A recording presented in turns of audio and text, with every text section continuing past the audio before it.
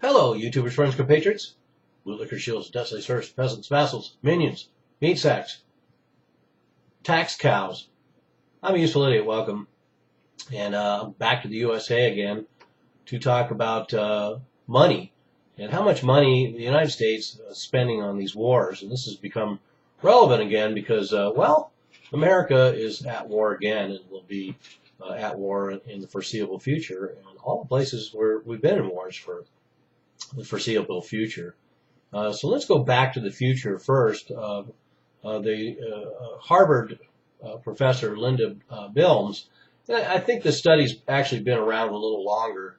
It's been circulating again, but I think this study's been out maybe a year or so actually. And talks about the total cost of the war in Afghanistan and Iraq.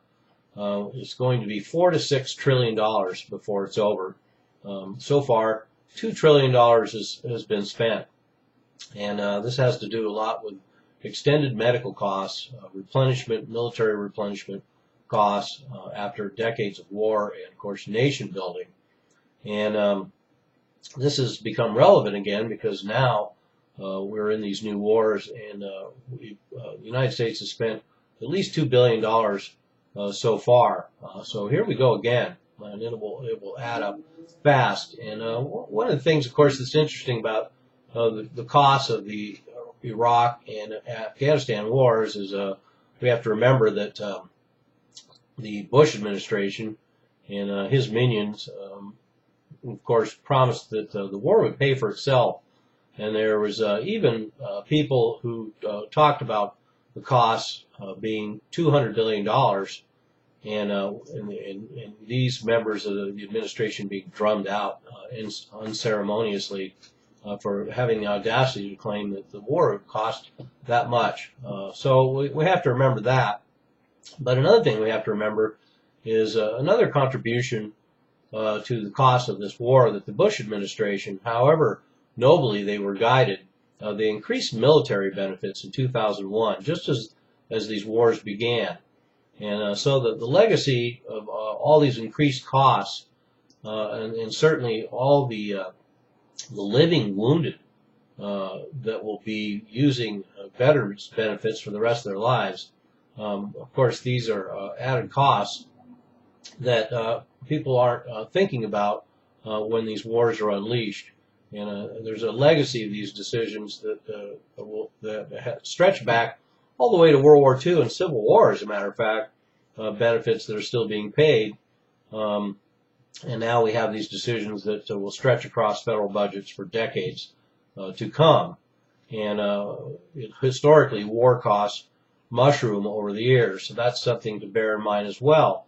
The costs don't end. For example, when the Obama administration took over from the Bush administration, it doesn't necessarily mean that the costs of the war just keep going on for the theater of operation itself, but these payments continue to increase. So payments to Vietnam and Gulf War veterans continue to climb even as the years go on. And I can vouch for that myself, as my father had to use veterans benefits for being exposed to Agent Orange, and had health problems all the way up to his death, and relied on the VA to help him with that. And so a two-sided coin, to be sure. I get no argument from a lot of people that I would rather see money spent on benefits for veterans than a lot of things that the United States does. But certainly we all wish that veterans were a lot rarer than they are, shall we say.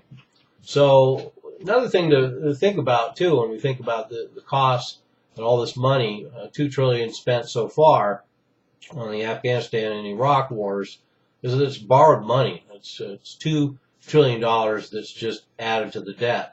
So let's remember that we have to service the interest on that addition to the debt. So that's another thing that increases costs exponentially over the years. And in fact, 20% of all U.S. debt between 2001 and 2012 is interest on this debt.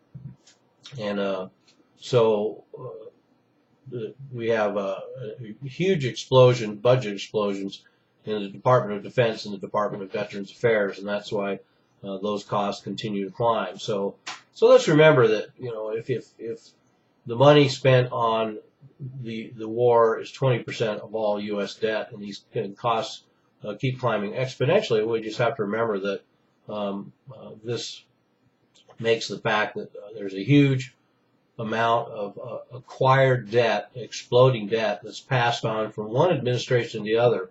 And certainly I'm not wanting to get Obama off the hook for his neoliberal spending mania, but I also want to make sure everyone understands that Bush shares a lot of the blame for even the deficit problems that we have now on a number of fronts, but especially the mushrooming costs of wars, 10 years of which were under the Bush watch. But anyway, I digress. So now we find ourselves in this place where now we find out, first of all, that the United States is going to be in Afghanistan until at least 2024. So that is the new security agreement. So we can look at continued billions and billions and hundreds of billions of dollars to be spent for at least another 10 years in Afghanistan. And then more importantly, we have this new war against ISIS, new Iraq-Syria war.